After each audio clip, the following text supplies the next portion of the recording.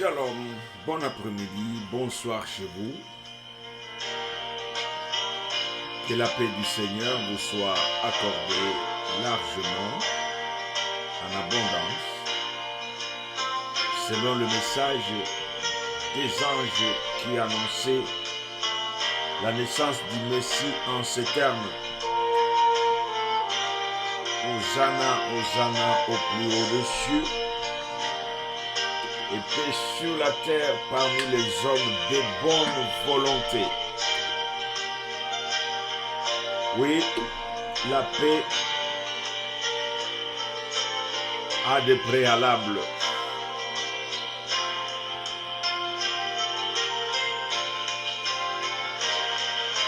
À ceux qui ont reçu la grâce, qui ont obtenu la miséricorde de Dieu, accorde cette paix.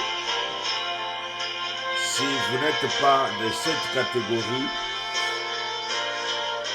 Dieu a dit qu'il ne fait pas exception de personne. Donc vous aussi, il n'est pas encore trop tard.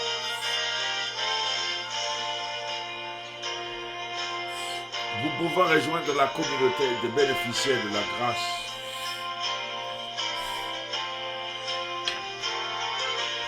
Nous sommes donc le groupe chrétien pour la mission mondiale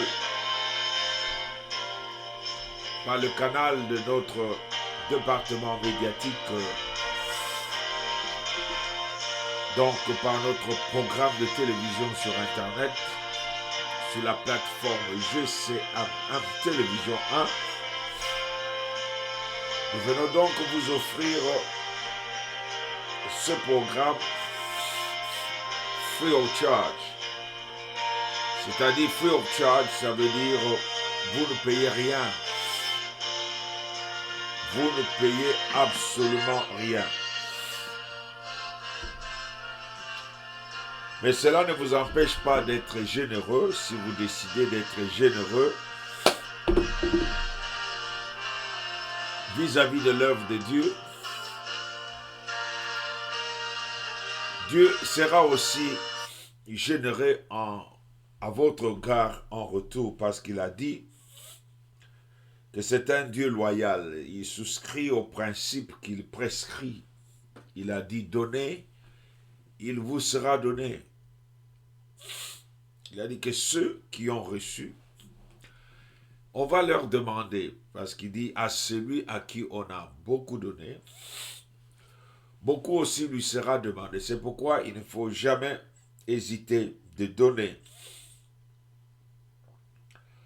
parce que cela va vous éviter de temps difficiles à la fin. C'est pourquoi nous n'hésitons pas de venir vous donner ce que le Seigneur nous donne. Comme lui-même avait dit, vous avez reçu gratuitement, donnez gratuitement.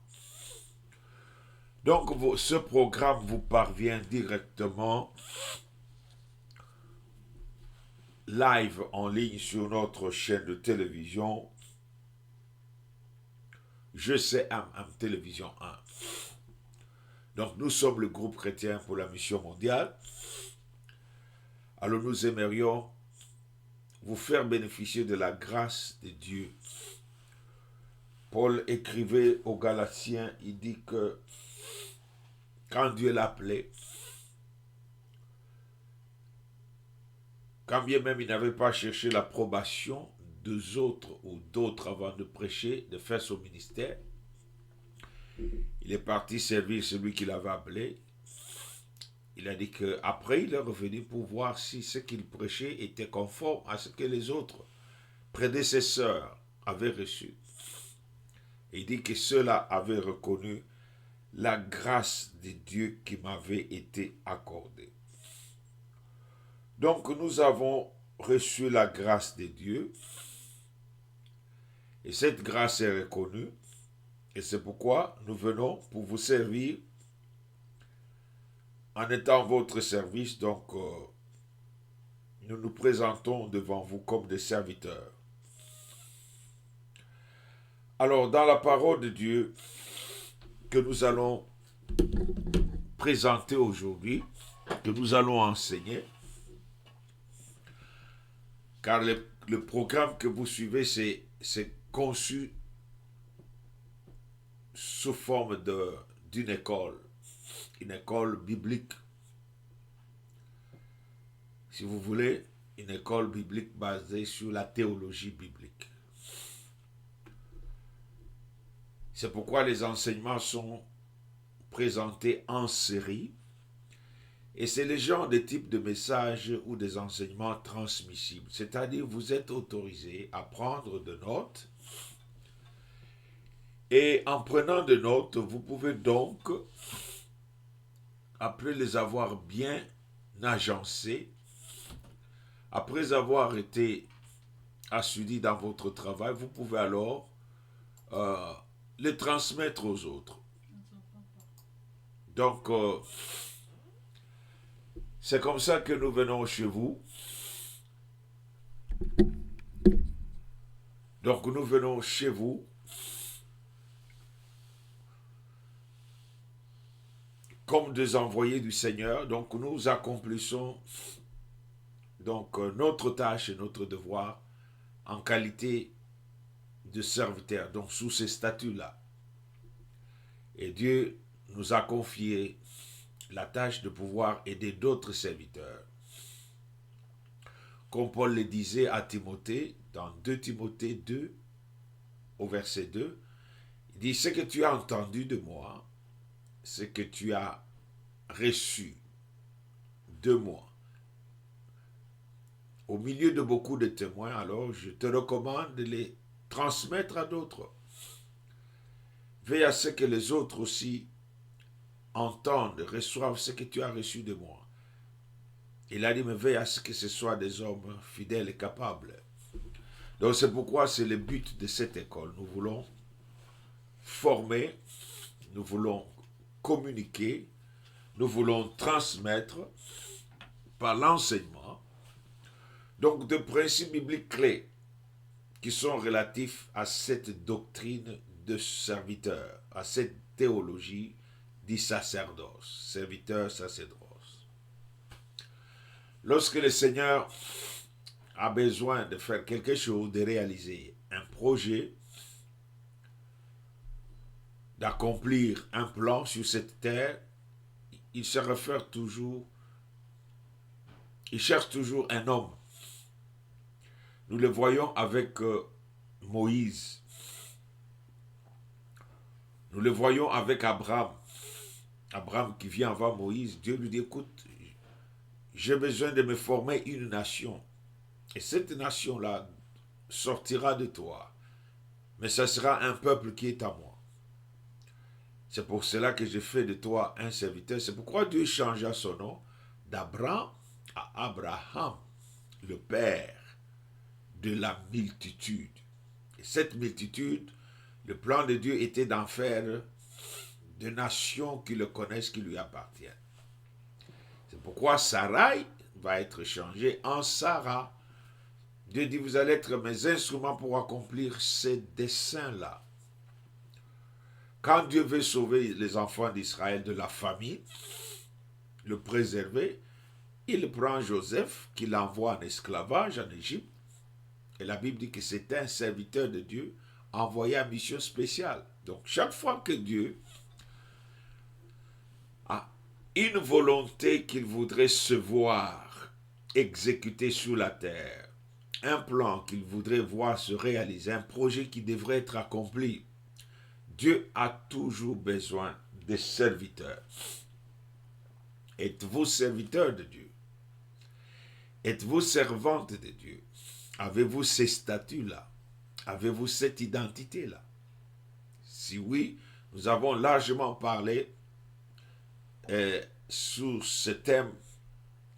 Le thème passé, c'était l'identité et les statuts du serviteur de Dieu.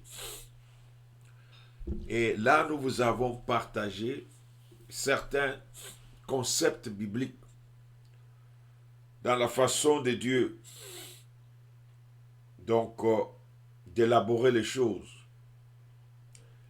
Et là, nous avons vu que Dieu a dit que ses serviteurs ont cette identité. Ce sont des personnes qui lui appartiennent. Ce sont des personnes sur lequel il a les droits exclusifs. Il a dit dans Ésaïe 42, « Voici mon serviteur. » Donc, il se réclame le droit de posséder l'homme et la femme qu'il a choisi, qu'il a élu. Il dit « mon élu ». C'est-à-dire Dieu a procédé par le processus de sélection. Il a fait la sélection. D'abord, il a lancé l'appel. Vous savez, la parole de Dieu dit que plusieurs sont appelés. Et il dit, mais peu sont élus. Parce que ce n'est pas n'importe qui doit prendre cette position-là. Parce qu'aujourd'hui, nous allons voir dans le texte, dans l'enseignement qui va commencer, nous allons parler de qualité. La qualité et le privilège d'un serviteur de Dieu, ses attributs et ses attributions. Alors, j'ai quelques soucis avec mes lunettes. J'en ai une pléthore ici. Et tous les ophtalmologues que j'ai consultés, il semble que personne n'arrive à me donner quelque chose qui convient. Alors, priez pour moi pour que ça ne puisse pas me déranger. J'ai aussi besoin, parce que les froids commencent à venir. Et là, j'ai mes sinus qui sont un peu serrés là-dedans. Donc, j'ai quelques difficultés avec mes narines de fois. Alors, je disais que un serviteur de Dieu a des attributions. Parce que tu ne peux pas servir Dieu qu'en ayant une position reconnue, qu'en ayant cette attribution. Nous sommes dans Hébreux au chapitre 5. On parle ici de Jésus-Christ qui est le souverain sacrificateur. Lui, il est dans les sacerdoces de Melchisédek. On nous dit qu'il est supérieur au sacrificateur de l'Ancien Testament. Ces titres-là, cette qualité-là, cet attribut-là, des souverains sacrificateurs, la Bible dit que nul ne s'attribue cette dignité. Nul ne s'attribue cette dignité. Donc, si tu n'as pas été appelé, même si tu as répondu, me voici, il faut qu'il te choisisse, qu'il t'éluse. Il doit t'élire. Parce que Dieu dit, voici mon serviteur.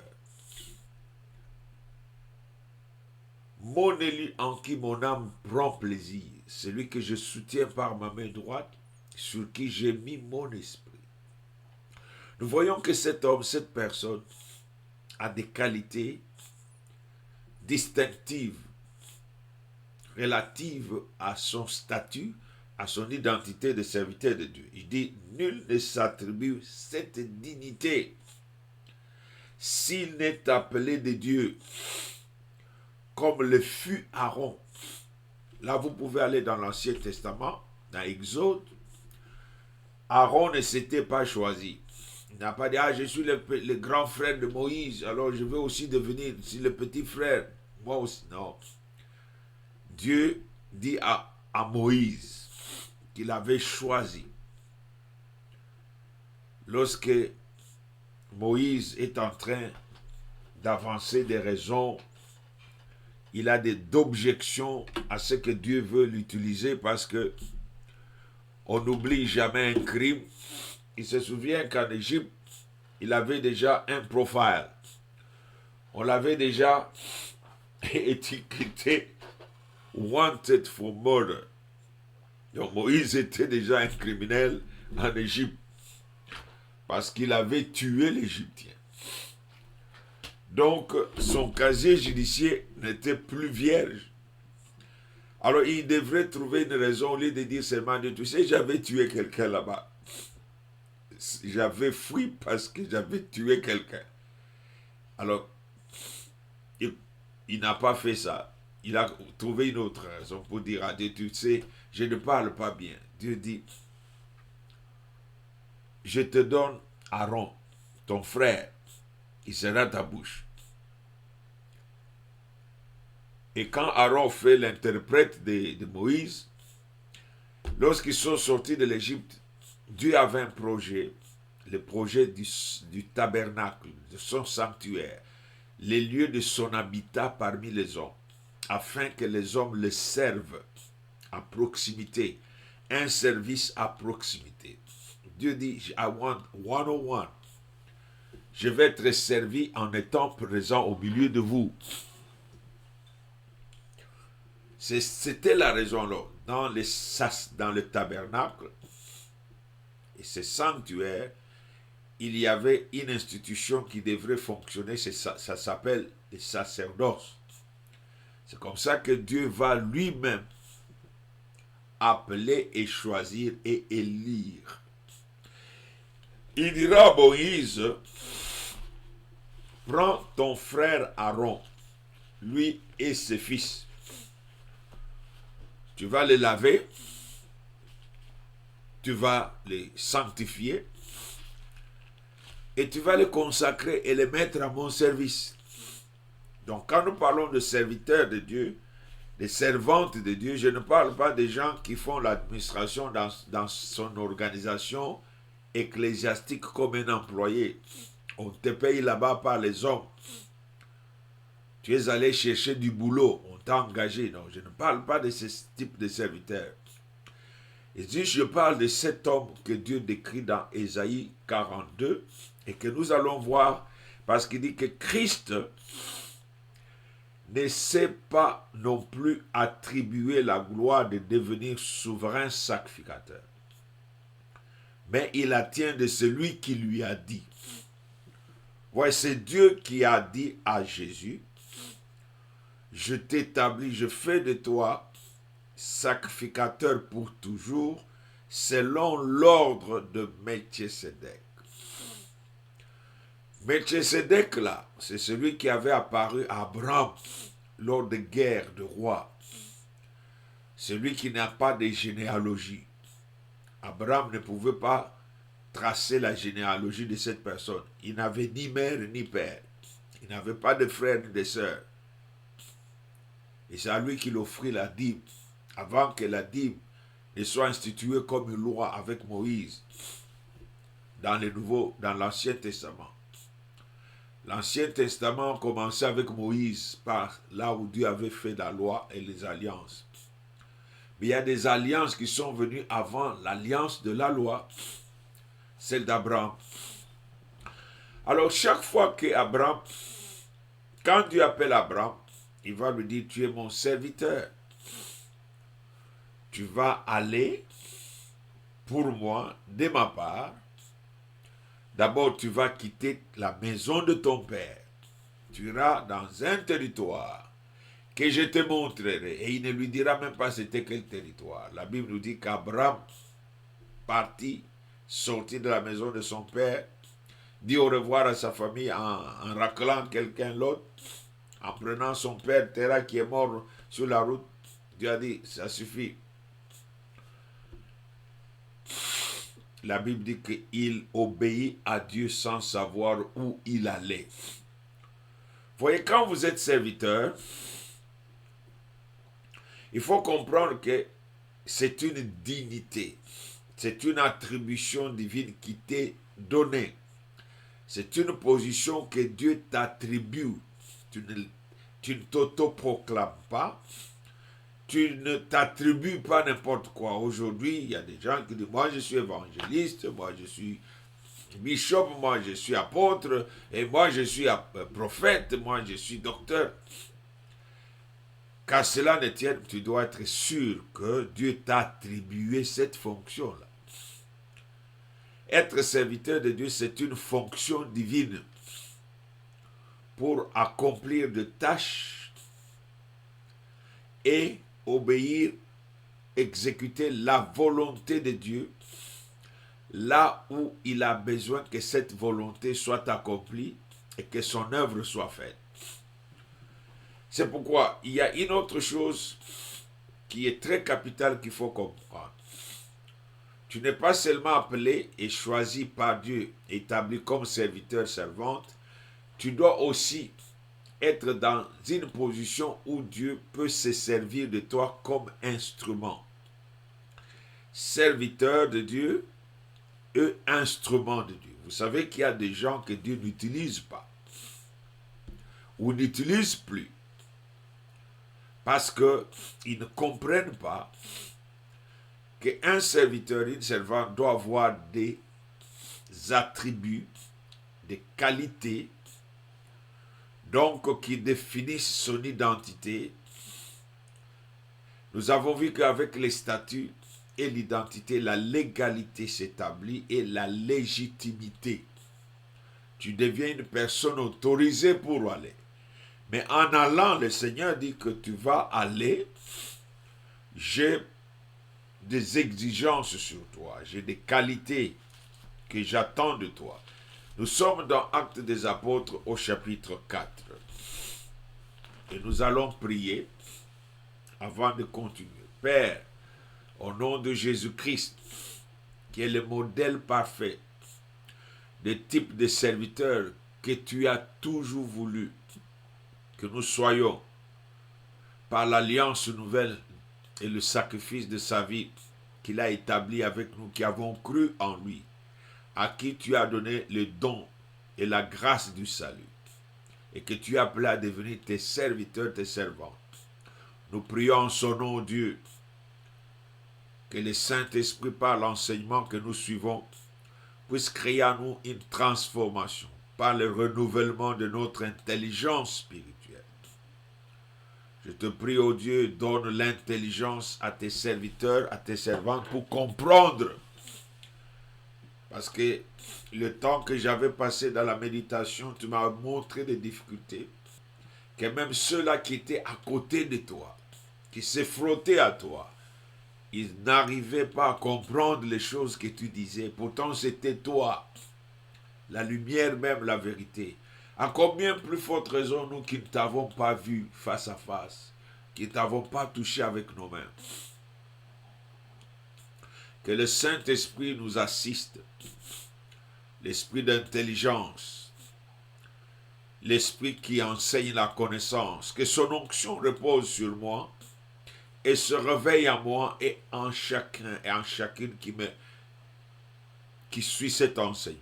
Car il y a une onction qui est venue avec le Saint-Esprit qui s'est reposé à l'intérieur, celle qui enseigne. Que cette onction soit libérée pour, Seigneur, ouvrir l'entendement et former, façonner les serviteurs, les servantes que tu voudrais que nous soyons.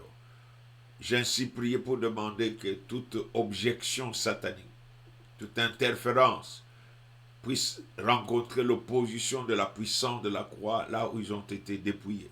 Je prie ainsi en demandant la liberté par le Saint-Esprit de recevoir, de comprendre et d'appliquer le principe que tu nous enseignes au nom de Jésus-Christ. Amen. Donc, comme le titre ou le thème de notre mission le dit, instrument, ici, je donne le caractère de type, je donne le type d'enseignement à caractère systématique et structuré. C'est-à-dire, ces enseignements sont des outils par lesquels je communique, je vous transmets des principes qui peuvent vous permettre de fonder votre vie, de l'enraciner dans ce contexte précis de service, au point que vous pouvez être en mesure de répondre aux questions et de trouver des solutions là où les problématiques vont se poser dans l'exercice de votre fonction de serviteur. C'est pour cela qu'on enseigne. L'enseignement vous donne la connaissance qui va vous élever au niveau du savoir, le savoir de pratique, c'est-à-dire les comment des choses. Tous les enseignements que je donne, que je dispense, répondent à la structure formelle, orthodoxe de tout enseignement. Je réponds aux questions qui, quoi, où, quand, pourquoi, comment, par qui. Donc toutes ces questions sont répondues, sont traitées de façon systématique. C'est pourquoi vous me voyez faire de rappels et de révisions, comme tout enseignant. Je fais de rappels et de révisions pour voir si vous êtes toujours connecté, vous êtes toujours sur la même fréquence avec moi. Je disais que lorsque nous voulons parler des qualités d'un serviteur, des attributs d'un serviteur, il s'agit des qualités spirituelles et des attributs divins. Aujourd'hui, je ne veux pas toucher les thèmes concernant le privilège du serviteur et ses avantages. Ça sera un autre chapitre. Mais aujourd'hui, nous entrons dans l'étude des qualités et des attributs du serviteur de Dieu. Alors, c'est pourquoi c'est très bon de comprendre que ces qualités, ces attributs constituent en eux-mêmes un garde-fou, un mécanisme de protection, de sécurité pour vous. Parce qu'il ne suffit pas de faire des choses pour le Seigneur. Quand vous dites que vous êtes serviteur de Dieu, vous devez comprendre trois choses. Vous ne servirez pas Dieu par vous-même, ni pour vous-même, ni de vous-même. Romains chapitre 11, verset 33 dit que tout est par lui, tout est pour lui et tout est de lui. Vous comprenez, c'est très important. Saisissez ces trois concepts-là. Tout ce en quoi Dieu implique un homme et une femme qui est en relation avec lui et son œuvre doit être fait avec lui, par lui et de lui. C'est pourquoi vous voyez ici, à titre d'avertissement, ce texte de Matthieu 7, verset 21, où il dit « Ceux qui me disent, ceux qui s'attribuent eux-mêmes. » Vous savez, il y a des gens qui s'appellent Jésus, c'est mon ami. Mais il n'a rien d'ami de Jésus. Lorsque j'aurai le temps, je parlerai de l'amitié dans le contexte biblique, le concept de l'amitié. Un ami, c'est quelqu'un qui souscrit aux ordres et qui reçoit des commandements de son ami et les exécute. Un ami, c'est quelqu'un qui accepte d'être dérangé par son ami lorsque les besoins de celui-ci s'imposent. Donc, un ami, c'est quelqu'un qui fait plaisir à son ami, qui le défend, qui défend ses intérêts. Donc, un ami cherche à plaire à son ami d'abord. C'est ça, il cherche à donner ce qu'il a de meilleur à son ami. C'est pourquoi Jésus disait que vous n'êtes plus mes serviteurs, ça c'est Jean 15. Parce que un serviteur ne connaît pas ce que fait son maître. Moi, je vous ai donné tout ce que je fais. Je vous ai bon. Donc maintenant, vous êtes mes amis. Vous connaissez, vous êtes entrés dans mes secrets. Donc un ami n'a pas de secret pour son ami. Alors vous voyez, il y a des gens qui s'attribuent que c'est mon Jésus. Est-ce que lui, il t'a attribué cette prérogative-là de réclamer qu'il est à toi? Parce que quand le Seigneur dit que mon serviteur, lui, il a ses prérogatives-là, ses pouvoirs-là de s'emparer de quelqu'un, de s'accaparer de quelqu'un, de choisir quelqu'un, comme il veut. Même un criminel comme il a pris Moïse, il a pris aussi Paul, et il les a transformés en serviteurs de Dieu. Et il a fait. Lui peut dire, ça c'est mon serviteur. Vous savez, quand Moïse est mort, le diable est venu réclamer le corps. L'ange dit, non, ça c'est le corps d'un serviteur de Dieu, tu ne prendras pas ça pour aller envoûter les gens avec.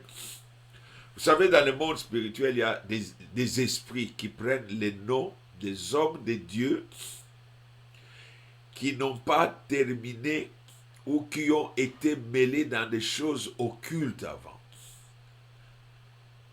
Les gens qui ont trempé dans la magie vous parleront d'un esprit appelé le roi Salomon. Vous voyez, quand le diable est venu se battre pour prendre le corps de Moïse, c'était pour créer un travesti comme ça, il peut apparaître. Il y a un esprit de Moïse, un travesti dans le monde des ténèbres. Que pour les gens qui entrent dans ces domaines-là, on les initie, on dit, nous avons son bâton. On peut vous donner le pouvoir. Alors, il y a des trucs compliqués. Mais laissez-moi revenir ici. Le Seigneur dit que ce ne sont pas ceux qui me disent Seigneur, Seigneur. Cela veut dire quoi? Quand tu réclames la Seigneurie de Jésus sur ta vie, c'est très important. Parce que le mot Seigneur ici veut dire Adonai, ça veut dire le propriétaire. Tu dois assumer, tu dois t'assumer. Lorsque tu l'appelles Seigneur, c'est que tu lui appartiens. Tu es son bien. C'est qu'il peut faire de toi ce qu'il veut. Il peut t'envoyer faire ce que lui il veut. Alors vous allez voir, il dit, ce ne sont pas ceux qui me disent Seigneur, Seigneur, n'entreront pas tous dans le royaume des cieux. Il est dit parce que dans Jean 12, vers le verset 23, 24 jusqu'à 26 en bas, il dit que celui qui me sert sera là où je suis. Il dit que moi et mon serviteur, je partage le même sort avec mon serviteur. Il dit que celui qui me sert, qu'il me suive. Car là où je suis, là où est mon serviteur. Mais ici, il dit ceci. Ceux-là qui me disent eux-mêmes, disent, je suis serviteur de Dieu, je suis serviteur de Jésus-Christ. Il dit, non, ce ne sont pas tous ceux-là, il ne suffit pas de dire. Le problème ici, ils disent, they talk, but they don't walk. Ils parlent, mais ils ne pratiquent pas. Parce que dans les qualités du serviteur de Dieu et dans ses attributions, tu n'es pas autorisé ni permis de faire usage de faux. Tu ne peux pas, il n'y a pas la permission de la pratique de la singerie. C'est un domaine qui a des principes clés où Dieu ne te permettra pas ni d'entrer en compétition, ni de faire concurrence, ni poursuivre une vaine gloire, ni des ambitions personnelles. Dieu ne permettra pas ça. Il ne permettra pas que tu sois en conflit avec sa nature et que tu sois en contradiction avec les types de fonctions qu'il t'a donné d'exercer. C'est pourquoi il va exiger que tu aies des qualités et des attributs qui sont le reflet de sa personne sur toi. Alors c'est pourquoi ici il nous avertit. Ça c'est un avertissement. Il dit, mais seulement c'est lui qui fait. Vous voyez, il dit, il y a cette catégorie de parleurs. C'est pourquoi, vous voyez dans les églises, il y a plein de gens qui croient que lui, il est serviteur de Dieu parce qu'il passe à la chair. Et quand il a la chair, là, vraiment, il se croit que c'est parce que je... Non. Être à la chair n'est qu'une partie de ton service. Si tu es un vrai serviteur, tu vas voir, nous allons voir le modèle de serviteur de Dieu que Dieu attend de nous, que Dieu veut de nous. Le seul modèle parfait, le seul prototype, c'est Jésus-Christ. Il n'y a pas une autre personne de référence. Nous allons voir pourquoi. Mais je termine avec l'avertissement. Il dit que seulement celui qui fait, il personnalise ici. Ce n'est pas celui qui dit Seigneur, Seigneur qui entrera dans mon royaume, parce que le royaume des cieux est réservé à ceux qui ont vécu et qui ont servi le Seigneur et qui ont marché avec lui. Mais celui qui fait la volonté de mon Père. Voilà l'impératif. Voilà la raison d'être de cette vocation. C'est de faire la volonté du Père qui est dans les cieux. Alors il dit ceci, il dit, faites attention au revers, préparez-vous, ne vous faites pas surprendre. Il dit que plusieurs seront surpris. Ça c'est moi qui insinue, il dit, plusieurs me diront en ce jour-là, Seigneur, ils utilisent les mêmes mots sans le comprendre. Seigneur, n'avons-nous pas prophétisé par ton nom? Vous voyez que servir, c'est une dimension plus qu'une tâche. Parce que servir, c'est, comme je l'avais déjà dit, c'est même la raison d'être de notre salut. Il nous a sauvés parce qu'il avait besoin de serviteurs qui devraient faire le travail dans le sacerdoce royal. Alors comme il y avait carence de serviteurs, il a dit, je vais sauver et je vais en faire des sacrificateurs de mon Dieu. Nous avons vu ça dans Apocalypse chapitre 1, vers verset 6 là-bas. Alors il dit que les gens vont dire, donc ne confondez pas les services et les activités et les performances. Vous savez qu'il y a des gens qui prophétisent par performance. Et c'est pourquoi ces gens-là qui sont des performers, des artistes, des con artists, des contrefacteurs, ils sont obligés de recourir à d'autres esprits pour confirmer leurs prédictions. C'est pourquoi vous devez faire attention. Le domaine de la prophétie n'est pas exclusif seulement aux serviteurs de Dieu. Le diable fabrique des faux prophètes. La Bible est claire.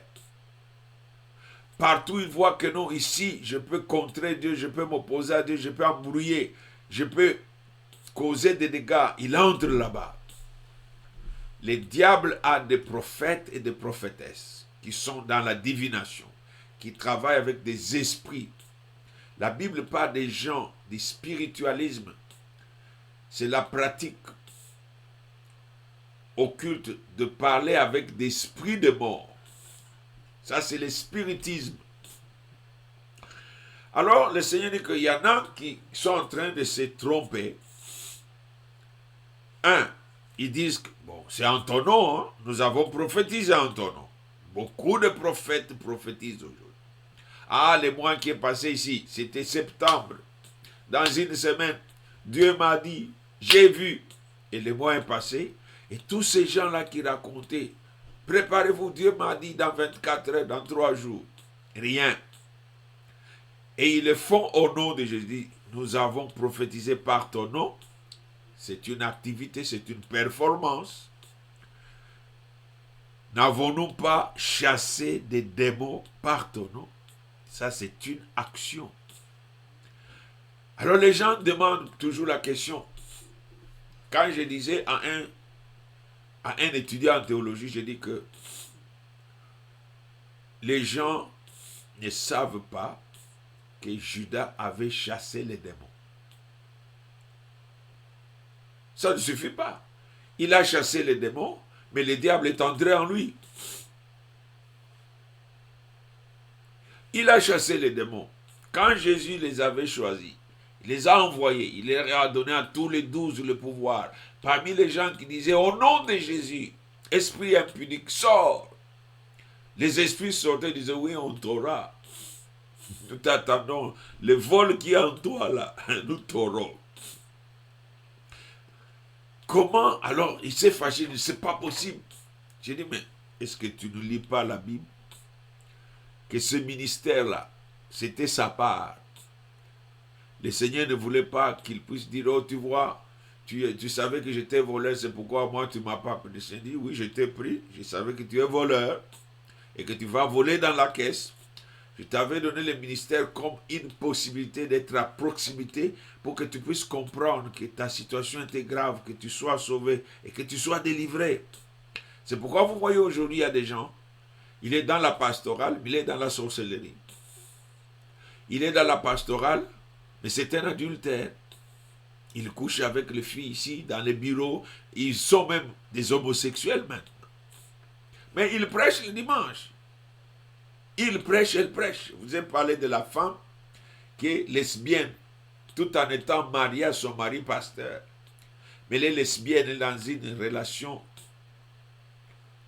abominable avec une fille de l'église pendant 22 ans. Donc ce n'est pas ce que vous faites au nom du Seigneur Jésus qui compte. Mais c'est en quelle qualité et par des attributs qui vous sont conférés par Dieu que votre service est acceptable à Dieu. Voilà, le Seigneur Jésus dit que ils vont dire, n'avons-nous pas fait beaucoup de miracles? Donc, le fait que tu fais des miracles ne te garantit pas l'identité de serviteur de Dieu. Surtout que tu le fais au nom. Le nom de Jésus-Christ est un nom hyper puissant. Même si le diable voulait chasser un démon au nom de Jésus-Christ, s'il est sincère, il y a un démon, je te chasse au nom de Jésus, le démon va fuir. Le démon va fuir. Parce que le nom de Jésus-Christ a été élevé. Dieu lui a donné une telle supériorité. Mais il faut savoir, parce que quelqu'un va dire, mais apôtre, il y a le fils de Sheva que des démons avaient frappé. Vous savez pourquoi? Le fils de Sheva c'est un sacrificateur. Ils ont refusé de transitionner, de passer à la nouvelle alliance. Ils ont resté dans le judaïsme. Ils sont restés donc captifs de l'esprit de religion. Alors cet esprit-là dit, mais vous voulez nous chasser alors que vous travaillez pour nous. C'est comme ça qu'ils étaient fâchés, ils les ont rossés. Vous ne pouvez pas travailler pour eux et venir nous chasser. Ils ont dit que Jésus, nous le connaissons. Paul aussi, nous le connaissons. Parce que tu as dit que Jésus que Paul prêche. Et Jésus et Paul, les deux, nous le connaissons. Parce qu'ils ne sont pas de notre côté. Mais vous, là, votre Père et vous-même, vous êtes des aventuriers. C'est comme ça que Judas, comme il a chassé les démons, ça avait énervé. Le diable a dit que toi, là, avec ton vol, c'est toi que j'aurai. Donc, méfiez-vous de pouvoir vous évaluer comme serviteur, servant de Dieu sur base de ce que vous faites au nom de Jésus-Christ. Alors, vous voyez, le Seigneur dit que, alors je leur dirai ouvertement, il dit, je leur dirai ouvertement. Ils ont chassé les démons. Ils ont prophétisé. Ils ont prêché. Ils ont enseigné. Et Jésus dit, je ne vous ai jamais connu. Retirez-vous de moi. Écoutez ce qu'il dit. L'autre version dit que ouvriers de l'iniquité. C'est-à-dire vous êtes des serviteurs du mal. Vous avez utilisé mon nom comme couverture, comme parapluie. Vous vous êtes caché derrière moi. Mais votre vrai service, vous étiez au service de l'iniquité. Et ça, c'est très important. Maintenant, parce que nous voulons creuser dans cet enseignement les qualités et les attributs du serviteur de Dieu. Je disais que c'est Jésus qui est le seul prototype. Un prototype, c'est le premier produit fabriqué après la conception, après la naissance de l'idée, de l'ingénieur. Il dit, je veux faire ceci. Alors, il fait le dessin technique, comment ça va être construit, il fait toutes les études, et puis on commence à fabriquer les premiers produits. Ils font des essais, ça ne marche pas, ils reprennent ça. Alors, après avoir fait un produit, et on le fait passer à une série de tests, il y a des tests que le produit doit passer. Quand il arrive au point final qu'on appelle POS, Point of Sale, là on fait le Quality Assurance Inspection. Là on fait l'inspection des qualités pour assurer que ce produit est fiable. Maintenant on dit que ça c'est un prototype. Tout ce qu'on va faire, on le fera sur le modèle de celui-ci. Le prototype donc sera donc l'appareil de référence pour la fabrication des autres. On va suivre les résultats que le premier qui a marché a donné. C'est comme ça que j'ai appris sur ces choses en travaillant dans l'électronique. Alors vous voyez, Dieu ne fera pas, ne permettra pas qu'il y ait des serviteurs qui sont en déphasage, qui sont en divergence, qui sont en conflit, en opposition, qui sont des caricatures de Jésus-Christ. Il ne permettra pas ça. Il ne permettra pas ça et il n'en veut pas. Donc, voici ce que nous lisons dans Actes des Apôtres. Comment Jésus-Christ est reconnu, identifié. Les qualités permettent d'identifier une chose. Quand on dit que j'ai un caractère, on doit déterminer, on doit définir, il est bon ou il est mauvais. Si mon caractère est bon, j'ai une qualité, on dit que c'est un bon homme. Il est simple. C'est une qualité. Ça t'identifie. Parce que les actions que tu poses sont générées par cette qualité. La qualité va te donner le pouvoir, la capacité de poser des actions de ce type-là. Si tu n'as pas l'amour, tu ne peux pas aimer. L'amour, c'est une qualité. Et dans la qualité, il y a le pouvoir, la capacité d'être, d'amener les choses à cette réalité-là. Donc, quand Dieu parle de serviteurs, il veut des hommes et des femmes qui font sa volonté, qui plaisent à Dieu.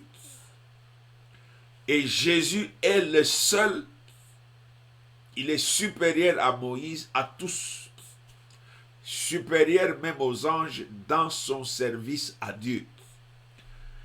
Voilà ce qu'on dit de lui. En effet, contre ton saint serviteur, Jésus que tu as oint, il y a des qualités ici, liées à son statut et à son identité de serviteur. D'abord, il est saint serviteur, exempt d'impureté, de défauts. C'est pourquoi il n'y a pas de Jésus, il n'y aura pas personne qui sera comme Jésus. Lui, il est parfait. Donc, il est le prototype parfait du modèle de serviteur de Dieu que Dieu veut que tout le monde puisse poursuivre. Si tu veux être un serviteur, tu es serviteur, servant de Dieu. Ta poursuite doit, je veux être semblable à l'image. Il a dit que vous ne pouvez pas être l'objet. Il n'y a qu'un seul objet. Mais cet objet peut produire plusieurs images. Il a cette capacité. Un jour, quand j'étais en train de chercher comment combattre les branhamistes avec leur fausseté que Jésus était Dieu le Père, le Fils et le Saint-Esprit, et que les gens qui disaient qu'il y a le Père, il y a le Fils et le Saint-Esprit ne connaissaient rien, ne comprenaient rien. Heureusement, je n'étais pas stupide ni bête. J'ai dit, Seigneur, mais toi, tu ne peux pas, tu n'as pas l'art de confondre. Tu n'es pas spécialiste dans la confusion. Tu ne confonds pas les gens. Déjà en Genèse, tu dis, faisons l'homme selon notre image. Ici, nous faisons une étude grammaticale. C'est, il y a un objet qui a plusieurs possesseurs. Mais cet objet est le reflet et l'image unique de possesseurs, de plusieurs possesseurs qui se reflètent dans un seul objet. Ce qui est un mystère de Dieu ici. Donc la Trinité est un mystère de Dieu. Il faut l'accepter comme ça. Il est un en trois. Il a dit, faisons l'homme. Alors j'ai dit, tu ne confonds pas. Et puis, dans Matthieu, toi, tu dis, baptisez-les au nom du Père, du Fils et du Saint-Esprit. Et ce type qui s'appelle Branham dit que non, c'est un faux baptême. J'ai dit, Seigneur, tu dois me donner des choses. Alors le Seigneur avait travaillé merveilleusement. Comme j'étais encore au début du ministère, je suis allé à la toilette. Les toilettes étaient dehors. J'étais au centre de formation de Campus pour Christ. Les grands bâtiments et les centres étaient devant. Les dortoirs étaient donc opposés. Et il y avait des réverbères, des lampes réverbères sur le plafond. Il y en avait 3. Au milieu, au coin, au coin. Et les murs des dortoirs et des toilettes étaient peints en un jaune clair pâle. Alors il y avait un lavabo. Après m'être soulagé, je me lavais les mains. Alors j'ai fait une observation. Je suis moi. Quelque chose attire mon attention. Je suis moi. Je suis seul. Je regarde au mur. De moi est projeté 3 images. Je dis, mais c'est pas possible. Je suis moi. Comment je peux refléter 3 images venant de moi? Je suis un seul objet. Alors là, le Seigneur dit que c'est ça ce que je voulais t'apprendre. C'est un mystère, mais c'est réel. Il dit, il y a 3 lampes derrière toi. Chaque lampe qui te frappe projette une ombre à partir de ton objet. Toutes les 3 lampes ont les mêmes capacités. C'est comme ça que chaque lampe qui t'a frappé, donc, a exigé que tu sois la projection de ton ombre, parce que tu fais obstacle à cette lumière qui ne peut plus passer. Il dit, c'est ça le mystère de la Trinité. Ne crois pas à ces bêtises-là. Je suis un en 3. Ce que tu crois là est la vérité. C'est comme ça que j'ai été sauvé. Alors vous voyez, Dieu dit que c'est Jésus-Christ. Parce que Jésus, ce que nous devons comprendre, ce qui fait de Jésus-Christ une particularité, et même une exception, c'est la fusion de deux natures très distinctes, le divin et l'humain. Donc, le divin est venu s'incarner dans l'humanité et a imprégné l'humanité de toutes les qualités et les capacités du divin qui a pris le dessus sur la chair. C'est comme ça que même en faisant de lui péché, il ne pouvait pas pécher. Même le péché n'a pas pu le vaincre. Jésus a été comme quelqu'un qu'on a vacciné des vaccins de corona, des virus, tous les vaccins que vous savez là. Aucun vaccin n'a pu entrer dans les cellules de vie, n'a pas trouvé la clé pour entrer dans la cellule. Le sang de Jésus les a tous tués. Dieu a fait de lui péché, lui qui n'a point connu le péché. Et il n'a jamais connu le péché. C'est pourquoi il a été déclaré Fils de Dieu dans son esprit de sainteté et de puissance. Alors comme il a fait toute la volonté de Dieu, totalement, non pas partiellement, à 100%, Dieu a dit que c'est lui. Écoutez les témoignages que Dieu rend de Jésus-Christ. Nous commençons parce que si tu veux servir Dieu et être acceptable, tu dois être vraiment à la poursuite de la transformation de ta nature pour devenir l'image, le reflet de Jésus-Christ. Nous sommes ici au baptême de Jésus-Christ. Jésus sort de l'eau. Vous connaissez l'histoire. Jean vient de le baptiser. Pendant que Jean baptise Jésus, il dit que celui qui m'avait envoyé baptiser m'a dit que celui sur qui tu verras descendre une colombe, c'est lui mon fils. Il rend ce témoignage parce que quand il est en train de le plonger dans l'eau, il sort. La Bible nous dit qu'il y a deux choses clés qui se sont passées. La colombe est descendue. L'Esprit de Dieu a attesté dans une forme matérielle que c'est lui qui va faire la volonté de Dieu. Écoutez, une voix, nous sommes dans Luc 3, 21. Une voix, alors tout le peuple se faisant baptiser, Jésus fut aussi baptisé. Pendant qu'il priait, le ciel s'ouvrit. Beaucoup de gens étaient là. Personne n'a pu ouvrir le ciel avec sa prière. Cette personne est particulière parce que c'est le prototype du type nouveau, d'homme nouveau, qui va être les géniteurs de tous les serviteurs et les servantes de ces royaumes nouveaux. Ils devront d'autres être gravés, ils devront être façonnés à partir de lui.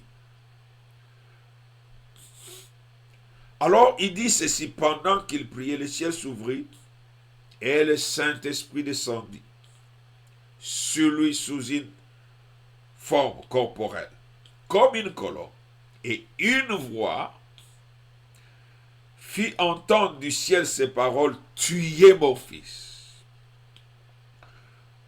En toi j'ai mis toute mon affection. Pourquoi les qualités et les attributs qui reflètent Dieu? Parce que Dieu prend la fierté, trouve la fierté dans une personne qui le sert et qui devient le reflet de Dieu. Tu deviens donc la fierté de Dieu. Quand une personne sert Dieu au niveau acceptable de Dieu, Dieu devient même celui qui lui fait des éloges. Rappelez-vous de Job. Rappelez-vous de Job, comment ça a commencé. Il y a eu quelque chose qui n'a jamais été dit sur une personne. Sur une personne. Dieu dira, as-tu remarqué Job, mon serviteur? Il ne s'arrête pas là. Il dit, il n'y a personne comme lui sur la terre. Vous comprenez ça? Il n'y a personne comme lui sur la terre. Dieu dit, je trouve ma fierté en lui.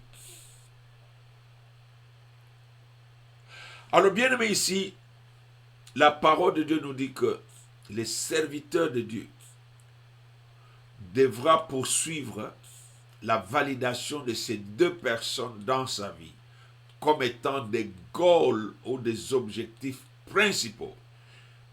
Être validé par le Saint-Esprit. Le Saint-Esprit a validé Jésus. Comme il l'avait validé, c'est pourquoi il a dit, comme moi j'ai déjà rendu témoignage de toi, que c'est toi, en tout cas, tu vas prouver cela. Il l'amènera au désert. Il dit, tu as dit que tu es venu pour servir. Vous savez qu'il y a eu une petite conversation entre Jean et Jésus. Jean ne voulait pas baptiser Jésus-Christ. Il a dit non, ce n'est pas possible. L'Esprit, quand j'étais dans la grossesse de ma mère, nous avons communiqué. Toi, dans la grossesse de ta mère, tu m'as dit, j'ai été informé que tu existais avant moi et avant ma mère, que tu es seulement venu pour nous sauver. Donc tu es plus grand, tu es avant moi. Tu sais pourquoi j'ai bondi de joie dans le ventre de ma mère. D'ailleurs, être né avant toi, parce qu'ils ont 3 mois de, je crois 3 ou 6 mois de différence. Jean était plus âgé de son cousin Jésus de 6 mois, parce que ce sont des cousines. Il dit, mais toi tu es le très haut, toi tu viens d'en haut. Moi je ne peux pas te baptiser. Jésus lui dit, écoute, laissons faire ce qui est juste. Voici une attribution d'un serviteur. Il est honnête. Il dit, je suis venu pour servir et je dois me soumettre à toutes les exigences de la vie humaine que Dieu attend de tout homme. Je vivrai comme un serviteur et je me conduirai comme un homme à 100%. Et je m'engage à cela. Tu dois me baptiser parce que c'est juste. C'est ça qu'il y a eu. Il a dit, je dois faire ce qui est juste. Je ne serai pas une exception. Je dois montrer à tout le monde que je vivrai comme vous, sans péché, selon les exigences de Dieu. Je serai votre modèle. Alors la Bible nous dit que et Dieu a certifié cela, que c'est mon fils. Et j'aimerais que vous sachiez que vous ne pouvez jamais servir Dieu si vous n'êtes pas dans cette qualité, dans cette identité, dans cette relation de fils. D'après la Bible, le fils d'un homme et la fille d'un homme, ce sont ses meilleurs serviteurs. Parce que ceux-là ne peuvent pas te trahir. Parce que c'est la personne en qui le Père investit tout le meilleur qu'il a. Le vrai Père, le bon Père. Il investit tout dans son fils et dans son enfant, dans sa fille. C'est pourquoi quand Dieu devrait envoyer quelqu'un pour faire ce travail, il n'a pas pris un ange. Il n'a pas pris un ange. Il a dit que c'est lui qui fera mieux ce travail. Ça ne sera que mon fils. Il l'a engendré. Il est sorti de lui. Et Jésus dit qu'en entrant dans le monde, il n'avait qu'un seul objectif. Je dois faire la volonté de mon Père. Je dois les satisfaire. Je ne peux pas les décevoir. C'est pourquoi même quand il est confronté avec les affres de la vision de sa mort, il est terrorisé. Il dit, je suis un homme à 100%. Ça va faire mal. Il dit même au Père, est-ce que je peux échapper? Sachez que Jésus a dit au Père, si c'est possible que cette coupe s'éloigne. Le Père dit, mais nous nous étions entendus. Je t'avais dit que tu es le seul sur qui je compte. Si toi tu ne le fais pas, cette humanité est perdue. Nous l'avons perdue. Alors Jésus dit, bon, que ta volonté. Écoutez, Jésus aurait plié bagage et rentré au ciel. Il aurait dit, non, c'est trop, moi je rentre. Il avait cette possibilité-là de rentrer. Il a dit, mais parce que je suis venu pour satisfaire les désirs de mon Père. Je veux que mon Père soit content de moi. Il a déjà dit que je suis son fils en qui il a mis toute son affection. Je dois prouver que je suis un bon fils pour mon Père. Voici la qualité qui a donné à Jésus-Christ cet attribut du saint serviteur de Dieu. Dieu veut que je sois un vrai serviteur parce qu'il y a des faux. Il veut que je sois un bon serviteur parce qu'il y a des vrais mais qui sont des mauvais. Et nous savons qu'il y a des faux, il y a de vrais. Et il y a de bons, et il y a de mauvais. Ce sont des qualités. Le Seigneur veut que tu puisses te préoccuper de cela. Parce que celui qui a fait de toi son serviteur, sa servante, c'est lui, ce n'est pas moi. Ce que tu es appelé à faire avec Dieu dans notre équipe de GCM1, dans l'évangélisation, dans la formation des disciples, dans les rassemblements, pour créer des mouvements de réveil spirituel, tu devras porter toute la responsabilité de ce que tu es appelé à faire par Dieu comme tu dois le faire. C'est pourquoi il y a beaucoup de gens qui pensent qu'être leader, c'est être un homme qui a les mains partout. Non. Un leader conduit, il assigne des tâches, il délègue. Et vous faites ce que vous devriez faire, tout en étant sous son leadership. C'est pourquoi Jésus disait, allez, vous allez là-bas, vous faites ceci. Mais il n'allait pas faire ça pour eux. Alors, bien aimé, dans la Bible, nous voyons que Jésus-Christ est qualifié comme le saint serviteur de Dieu, que Dieu a oint Voilà l'attribution. Tu ne peux pas être un serviteur, une servante de Dieu sans avoir des attributions divines. La plus grande de toutes les attributions, c'est l'onction de Dieu. Il ne la donne que lorsque le serviteur a accepté d'endosser son statut. Il a accepté de pouvoir porter son identité avec fierté, que je suis serviteur de Dieu, servant de Dieu, je suis esclave, je suis prisonnier, c'est lui mon maître, je suis son instrument. Il peut m'utiliser quand il veut, où il veut. Sa volonté prime par la mienne. Alors, bien aimé, je vais m'arrêter là aujourd'hui. Nous continuerons cette session. Les qualités et les attributs du serviteur de Dieu, avec Jésus-Christ comme étant le prototype, le modèle de référence. Pour appuyer cela, nous allons voir à la montagne de la transfiguration. Jésus prend 3 personnes avec lui, il les amène parce que Dieu veut leur faire comprendre quelque chose. Dieu ne les a pas offert un spectacle. Les 3 ici, Paul dit qu'il y a ce qu'on appelle les colonnes, les piliers. Il y a Pierre, Jacques et Jean. Il a pris seulement les 3 là, dans Marc chapitre 9. Quand ils sont montés, la Bible dit que à cette montagne de la transfiguration, Jésus s'échangea. Jésus fut transfiguré.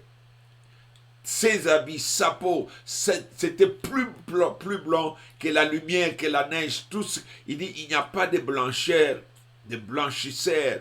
Il n'y a pas même des eaux de javel qui peuvent rendre blanc comme ça. Il était d'une blancheur incroyable. La lumière émanait de partout de lui. Donc sa divinité est sortie pour s'exposer. Pour qu'il sache que celui qui est venu, qui est entré dans un corps humain, il reste tranquille. C'est pour permettre au corps que Dieu s'est formé de faire la volonté de Dieu comme serviteur. Il n'aura de l'appui de Dieu qu'en faisant ce qu'il doit faire. Alors écoutez ce que la Bible nous dit, que quand ils ont vu, il dit, il nuée 20, verset 6, les couvrir. Parce qu'ils ont vu Jésus se transfigurer. Il y a Moïse qui est apparu et Élie. Chacun lui parlait.